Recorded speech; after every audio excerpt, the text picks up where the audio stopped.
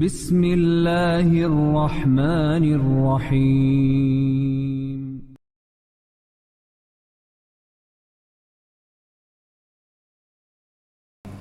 Wabarakatuh. Alhamdulillah wassalatu wassalamu ala Rasulillah wa ala alihi wa sahbihi wa mawalah wa la hawla wa la quwata illa billahi wa ba'du. Baik, kita lanjutkan kajian kita walaupun lewat streaming media Jabal Uhud tentang qasas wal Quran, kisah-kisah dan juga ayat-ayat dalam Al-Quran. Ma'asyiral muslimin yang dimuliakan Allah Subhanahu wa taala, Islam adalah agama yang mengangkat derajat sebuah bangsa. Dahulu di zaman jahiliyah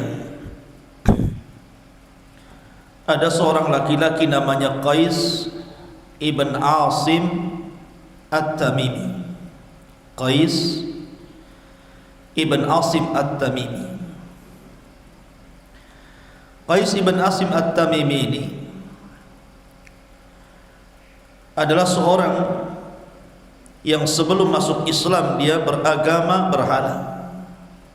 Ma'ruf orang-orang jahiliyah menyembah Lata, Uzza, Manat dan juga Khubal dan yang lainnya. Jadi suatu ketika terjadi peperangan sehingga kabilahnya dikalahkan. Lah salah satu yang tertawan adalah putrinya. Putri daripada Qais ibn Asim At-Tamimi ini tertawan musuh. Dan dia tidak sanggup menebusnya. Akhirnya kemudian bertahun-tahun putrinya berada di tangan musuh-musuhnya. Ketika kemudian dua kabilah itu melakukan gencatan senjata atau bahasa lain perdamaian, maka disyaratkan dalam perdamaian itu untuk mengembalikan para tawanan. Maka satu persatu tawanan itu dikembalikan kepada kabilahnya Qais ibn Asim At-Tamimi ini. Anehnya, ketika giliran putri beliau, putrinya Qais ibn Asim At-Tamimi ini tidak mau dibalikkan kepada bapaknya. Jadi putrinya sendiri memilih untuk menjadi budak pada tuannya.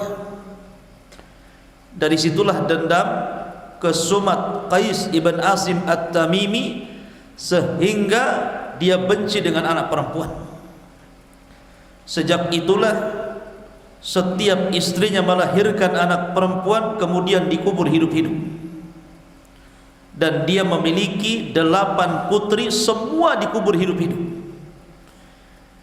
Maka kata para ulama sejarah, dialah orang yang pertama kali melakukan penguburan anak wanita di zaman jahiliyah ini. Qais ibn Asim At-Tamimi, orang yang pertama kali menguburkan anak perempuan hidup-hidup. Akhirnya kemudian diikuti orang-orang. Setiap istrinya melahirkan, maka akan dilihat sudah digalikan kuburan.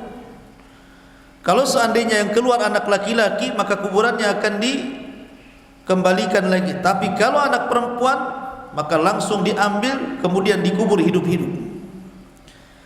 Dari sini Allah Subhanahu wa taala berfirman, "Wa idza busyira ahadukum bil untha dhalla wajhuhu muswaddan wa huwa kadhib yatawara minal qaumi min su'i ma busyira bihi ayumsikuhu ala hunin am yadussuhu fit turab ala sa'a ma yahkumun." Dan apabila seseorang di antara mereka diberi kabar dengan kelahiran anak perempuan, maka hitamlah wajah mereka dan mereka sangat marah. Ia menyembunyikan dirinya dari orang banyak disebabkan buruknya berita yang disampaikan kepadanya. Apakah dia akan memeliharanya dengan menanggung kehinaan, ataukah akan menguburkannya ke dalam tanah? Ketahuilah alangkah buruknya apa yang mereka tetapkan itu. Makanya kemudian Allah sendiri mengatakan, wal mau'udatu su'ilat bi ayyi dzambin qutilat. Dan bayi-bayi yang dikubur hidup-hidup itu akan datang menghadap Allah Subhanahu wa taala. Kemudian tangan kanannya membawa kepalanya, lehernya tanpa kepala. Kemudian menghadap Allah dan mengatakan, sal lima qatalani. Tanya orang ini, maksudnya orang tua saya, kenapa dia sampai membunuhku. Ma'asyiral muslimin yang dimuliakan Allah Azza wa Jalla. Akan tetapi dengan izin Allah Subhanahu wa taala, subhanallah, Qais ibn Asim ini masuk Islam. Setelah datang Nabi sallallahu alaihi wasallam, kemudian Nabi sallallahu alaihi wasallam membawa ajaran bahwa tidak ada bedanya anak laki-laki dan perempuan, yang menjadi timbangan itu adalah takwa. Menyesallah dia, kenapa dia sampai menguburkan anaknya. Dari situlah maka Qais betul-betul menjadi orang yang paling saleh, yang paling abid di zaman itu, dan Allah berikan usia yang panjang. Sampai-sampai dikisahkan ketika dia hendak meninggal dunia, Qais ibn Asim ini, maka Hasan al-Basri rahimahullahu ta'ala meriwayatkan Qais ibn Asim ini mengumpulkan anak-anaknya, kemudian berwasiat. Wasiatnya sangat bagus sekali. Kata beliau, ya bunai, wahai anakku, ihfadhu anni, jagalah diriku, dengarkan kata-kataku, hafalah dari kalimat-kalimatku.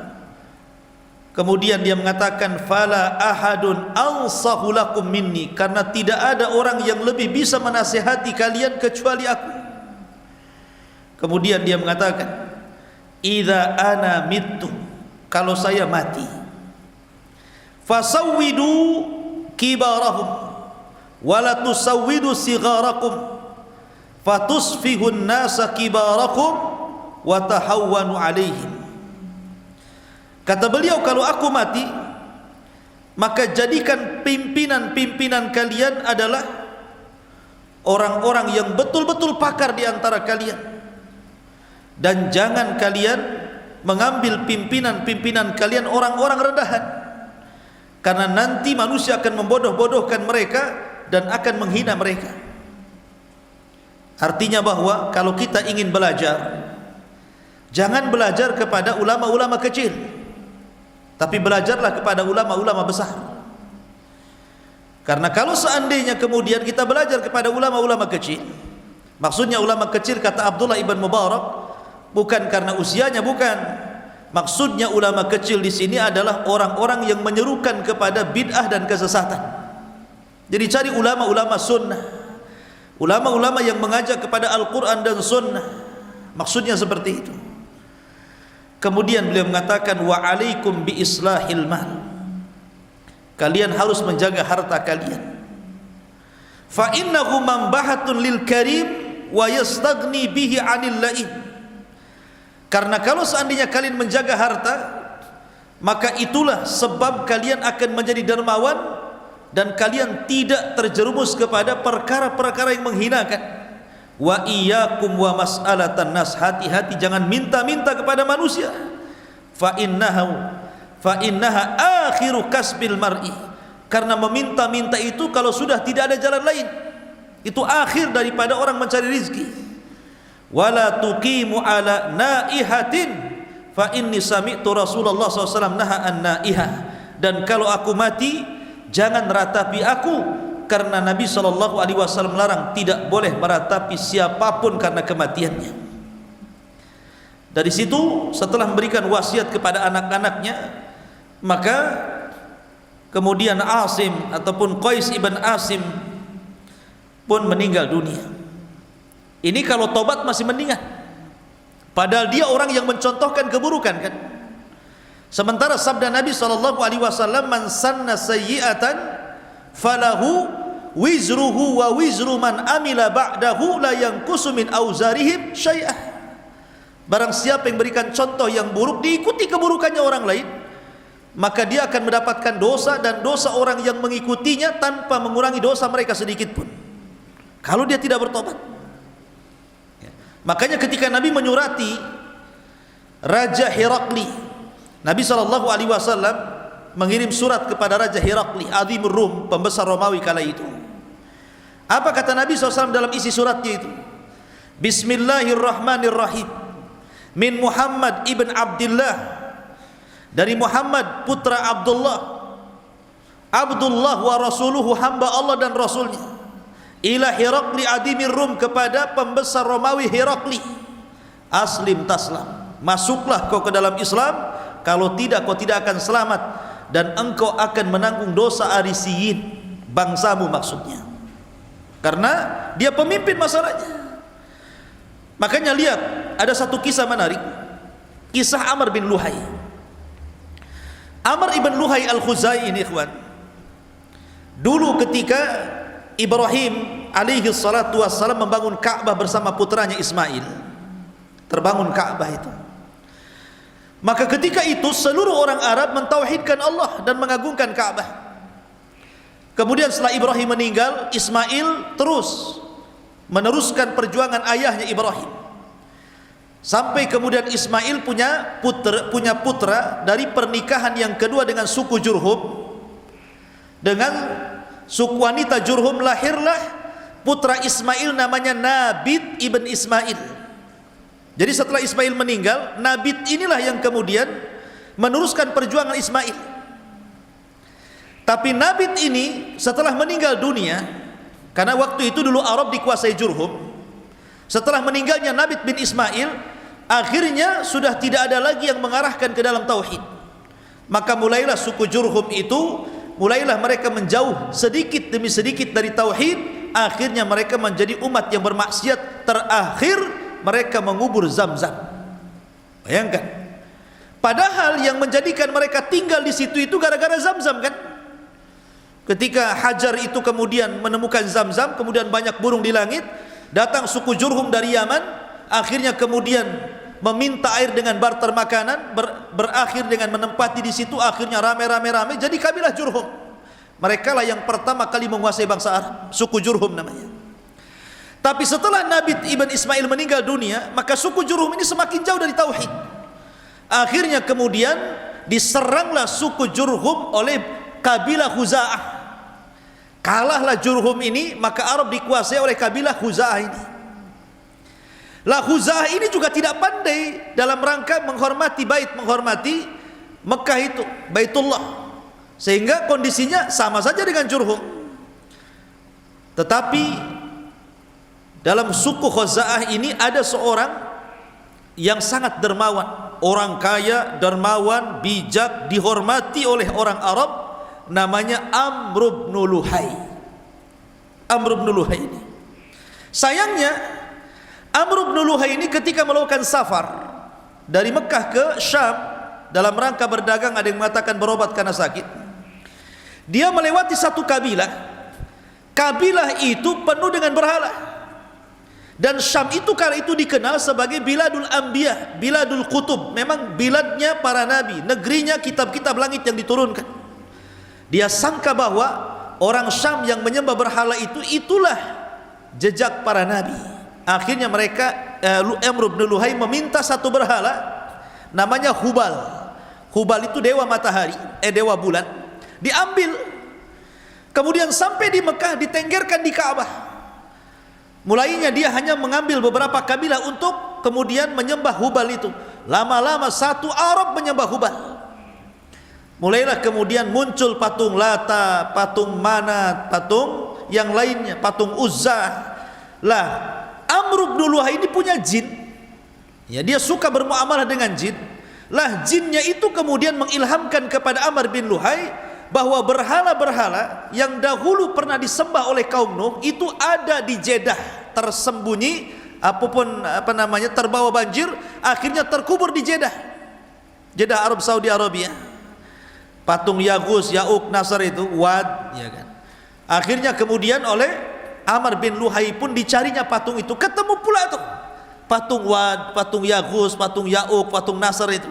Dibawalah ke Tihama.